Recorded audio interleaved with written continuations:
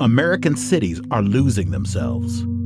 Sweeping changes, disguised as progress, hidden by money. Gentrification driving our city's great culture into the past, forgotten in our city streets and our history books. Families and shops that have called this city home for generations, often belonging to underprivileged and marginalized communities, are now struggling to find the means to stay. They're being rapidly displaced to meet the growing interest of the wealthy.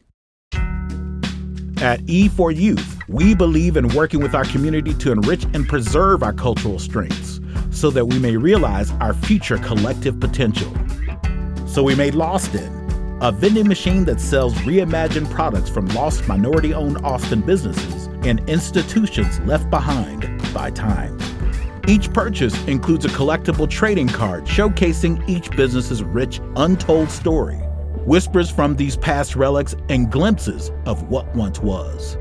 So join us in preserving our city's storied past and helping to fund programs for diverse youth that will propel them towards a more hopeful future.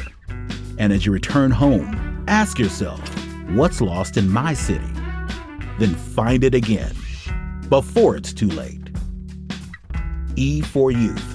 Employ change.